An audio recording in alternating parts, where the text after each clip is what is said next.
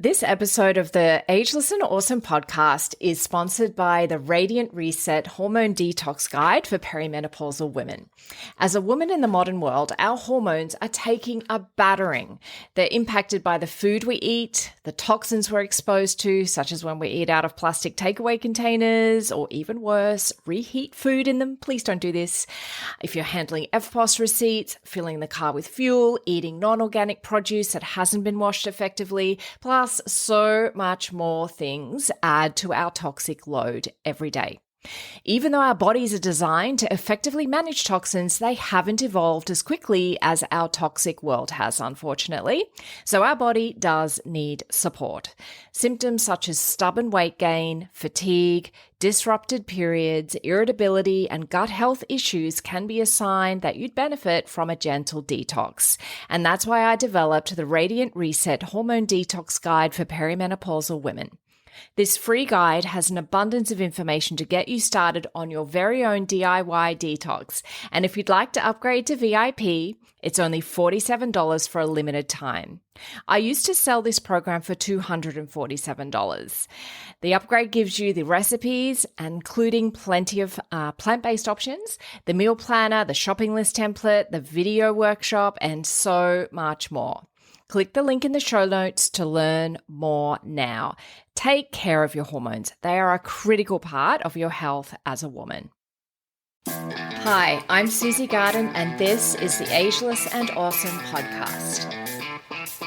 I'm an age-defying naturopath and clinical nutritionist, and I'm here to bust myths around women's health and aging so that you can be ageless and awesome in your 40s, 50s, and beyond.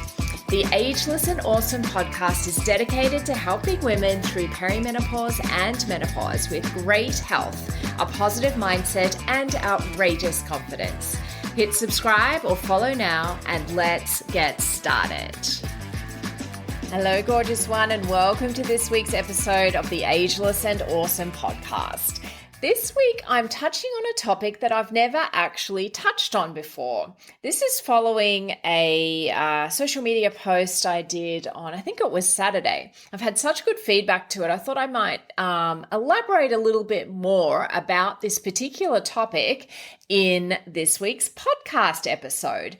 So the Instagram or Facebook, both actually, posts that I made talked about how to look after yourself after you've given birth from essentially 35 onwards. Because if you're giving birth in your late 30s and 40s, and let's face it, many women these days are giving birth at those sorts of ages. And you know, if you've been following me or any sort of perimenopause practitioner for a while, you probably know that perimenopause can start from the age of 35 onwards, because perimenopause starts around, 7 to 10 years prior to menopause. So you can definitely be in perimenopause and you can get pregnant and give birth. So what does this mean? Let's really break it down, because it's a really important conversation to have. I'm not hearing a lot of conversation about it. And in fact, when I went to do a little bit further research for this podcast episode, there's really not a lot out there at all. So I'm happy to really kind of add to some of the conversation in this space. And if this doesn't impact you, maybe there's somebody that you know that this does impact and you wouldn't mind sharing this episode, because I think it's really important that women actually understand that there are some fundamental differences in terms of how you should look after yourself postnatally and with nutrition for several years after you give birth. And this might be quite relevant for many of you who are mothers. Even if you didn't give birth after the age of 35, you may actually get a few little pearls of wisdom out of this podcast about perhaps how you should be supporting yourself nutritionally. So let's get into this topic, because there are some really unique challenges of postpartum recovery when you're in your late 30s and 40s. So what makes this recovery different? Firstly, I mean, we all know your body is not the same at 40 as it was at 25. So your recovery may take a little longer, and you might find that the hormonal shifts of perimenopause are already starting to overlap with the postpartum period. For example, you might experience more intense fatigue, mood swings, or changes in weight and metabolism. And this isn't your imagination. This is biology, so this is something to be really aware of. And when we're talking about some of those, for example, the hormonal shifts, if you think about postpartum hormones, after childbirth, your body undergoes really significant hormonal changes. Estrogen and progesterone levels, which were high during pregnancy, can drop sharply after delivery. So this is where you get things like your mood swings, your fatigue, and other sorts of symptoms. Now, if you contrast that to the perimenopause hormone picture, during peri, hormone levels are really fluctuating in an unpredictable way. So estrogen levels can be, in particular, really erratic. They can surge really high, higher than they would during your menstrual cycle in your 20s and 30s, actually. I know people think of low estrogen, but it's actually, you can get surges that are way higher than they've ever been before, and then they drop, which is which really gives you those symptoms like your hot flashes, your night sweats, and mood changes. And so if you're having both of these hormonal shifts at the same time, my gosh, you really do need to, pay some extra attention to what is actually going on.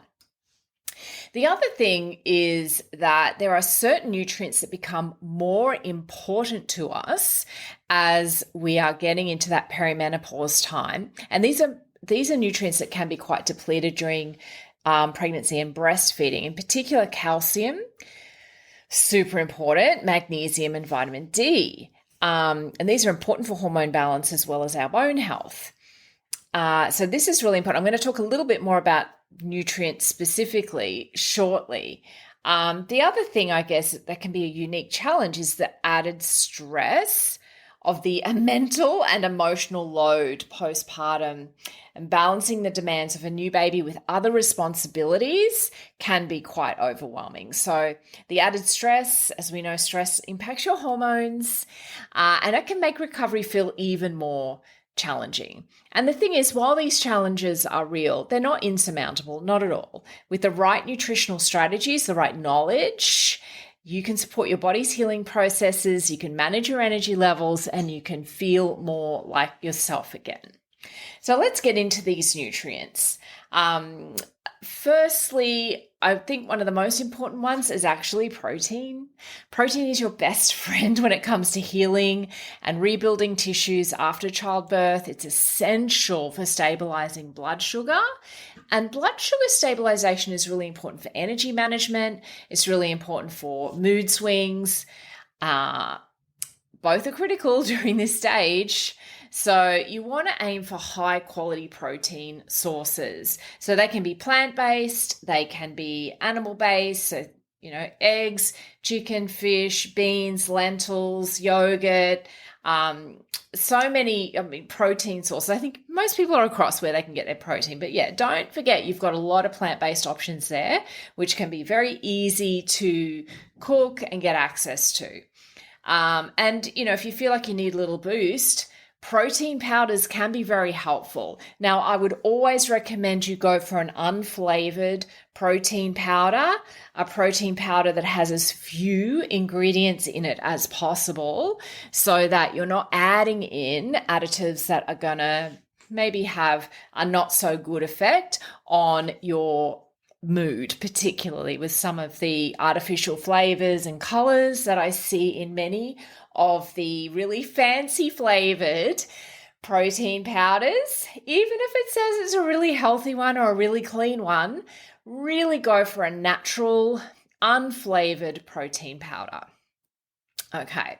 Number 2, I think, is healthy fats. Omega-3s are really, really important. at this time of life, both in perimenopause and postpartum. Omega-3s are anti-inflammatory. They support mood. They support brain health, hormones. And you can find these in foods like salmon, walnuts, chia seeds, flax seeds, avocados, and olive oil are other healthy fats. But getting omega-3s are really important. And, most women, I think, have a mindset, certainly immediately postpartum and while breastfeeding, that, you should not be focusing on weight. And I totally support that. And so I get concerned when I see women opting for low-fat products because they think that will help with weight management.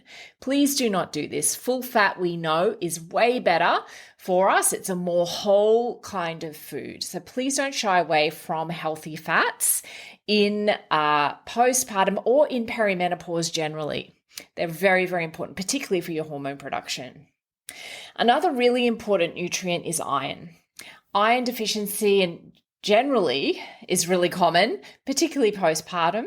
And again, those symptoms, fatigue, brain fog, feelings of anxiety, it can be perimenopause, it can be just low iron, can be postpartum. So focusing on iron-rich foods like your leafy greens, your things like dried apricots are really rich in iron, cashews, and pairing them with vitamin C rich foods like oranges, capsicum, strawberries help absorption.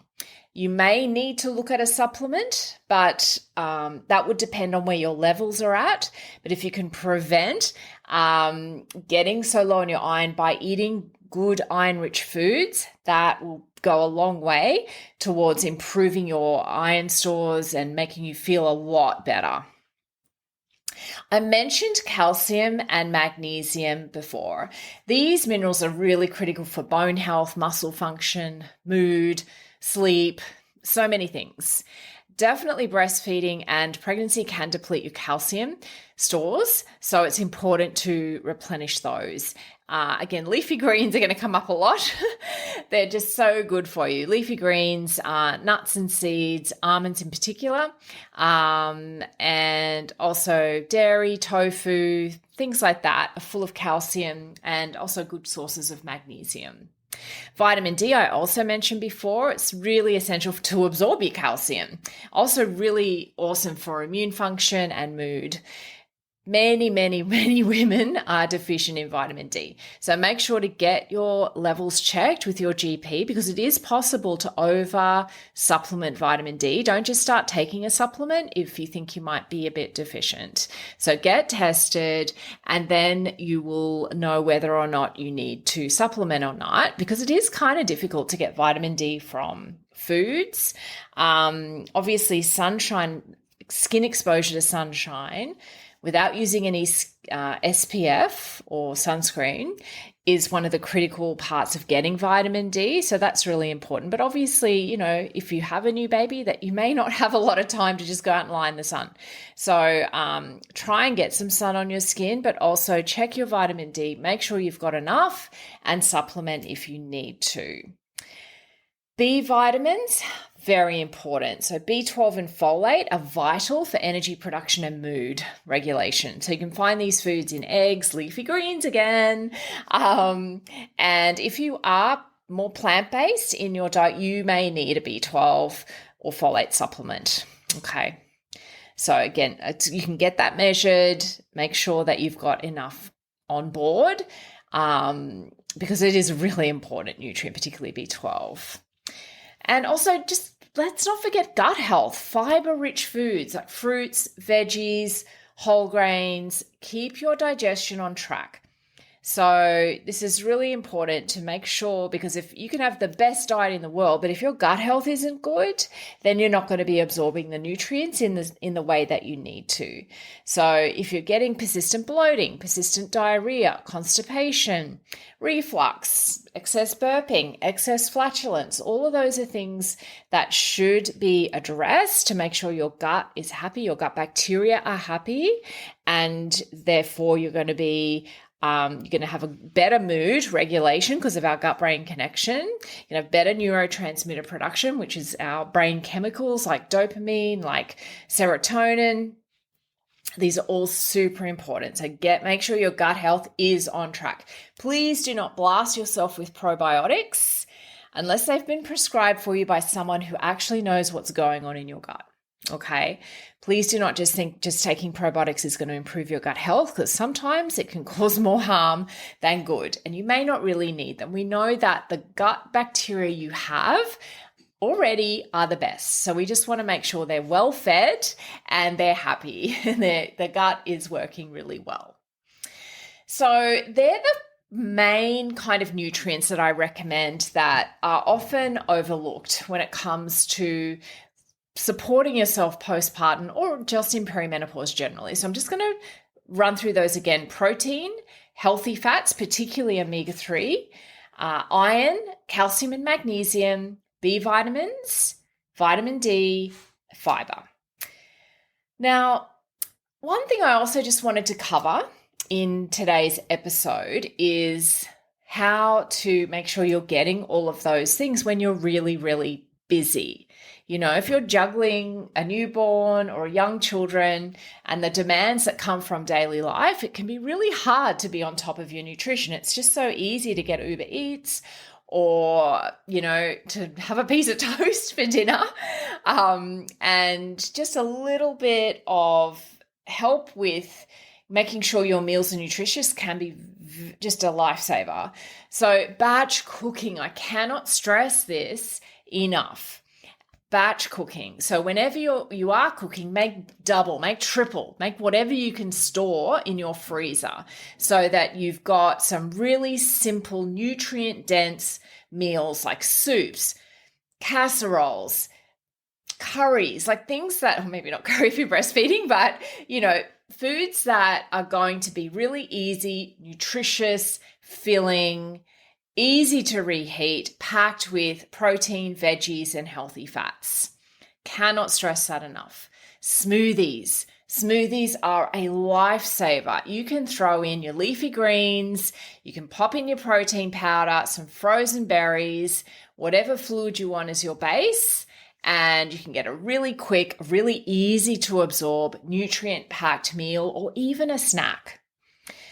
And it is important particularly if you're breastfeeding, to make sure that you've got snacks that are ready to go, and they're healthy snacks like hard-boiled eggs, yogurt, nuts, seeds, cut up veggies with hummus, things that are really easy to grab when you're short on time.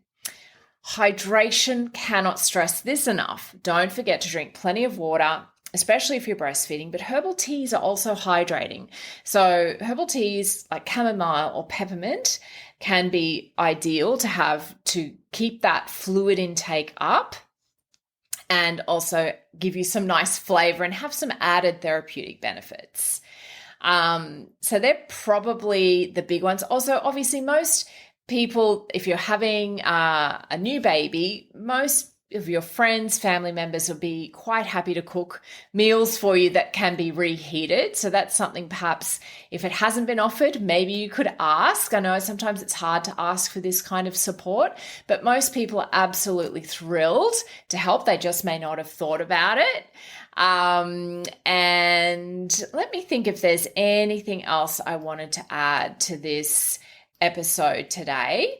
Actually, yes, I did want to quickly just touch on prioritizing sleep, which I know can be really difficult, but it is so important. Even if you can do little cat naps during the day, that can make a huge difference to your energy levels and your hormone balance and your feeling of well-being. Also, if you do have any time at all for self-care, whether that's popping a face mask on, whether that's listening to music that you like in the background, whether it is even just deep breathing We all have to breathe.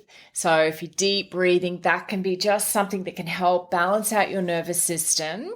And that will help with your gut health. It will help with your absorption of food. It will help with your sleep. It will help with so many things. So that's another thing I just wanted to add it in there. Is so important to breathe and to just take care of that self-care and relaxation aspect of life. I remember when I was studying at uni, I was trying to find a reference for this. I don't know if there is one, because when I was looking at, how long does it take to recover nutritionally from childbirth, at uni we were told 2 years, which shocked me, to be honest. And that's 2 years after you've stopped breastfeeding. So, it takes a lot out of our bodies nutritionally when you have a baby and breastfeed. So, and I've read sources that even up to 10 years, which to me, that seems like a lot, but it's there. I don't think there's any research. I couldn't find much, to be honest, in this crossover of childbirth, postpartum, and perimenopause. But again, we all know that women tend to get a little bit left out when it comes to medical research. So a lot of what I've put together today has come from common sense, as well as what I've been able to read and get some research on. So I hope this has been helpful, and maybe this has, been a bit of an eye-opener for you. And particularly if you've given birth in the last 2, 3, 4 years, do you feel like you've gotten back on track nutritionally? Do you feel like you've got good energy? You're rating your energy at 8 or 9 out of 10. Are you rating your stress at 3 to 4 out of 10? Are you rating your sleep as being good or terrible? Are you waking refreshed? All of these things are good indicators of whether or not you're getting what you need out of your practices. So, anywho, as I say, I hope this has been helpful. Please feel free to share. If you'd like to write me a review, I'd absolutely love that. I'd also love some content ideas. What do you want me to record podcasts about? I'm often just making this up on the spot in terms of the topic, and I'd love to hear from you. So you can, remember, I've got a new Instagram handle, the.perimenopause.path. Not sure it was a good idea to put in the dots. Looks good on paper, but saying it's another thing. So the perimenopause path with a dot separating each word. Or you can email me if that's a bit too hard. hello@susiegarden.com. Enjoy your week. I will be back next Tuesday with a new pod. Thanks so much for joining me today on the Ageless and Awesome podcast. If you liked today's episode, I would love it if you could write me a 5-star review. It makes me so happy. Also, make sure you click the little plus button if you're on Apple Podcasts, or the follow button if you're on Spotify, so that you can get each new episode delivered to you every week. If you like free stuff, then head to the show notes and click the link to receive my free Radiant Reset Hormone Detox Guide for perimenopausal women. Now, this will only be available until the end of January 2025, so be quick.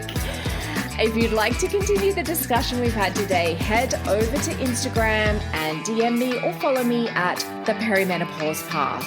There's a little dot between each word, just to make it a little bit more complicated, but I would love to connect with you over there.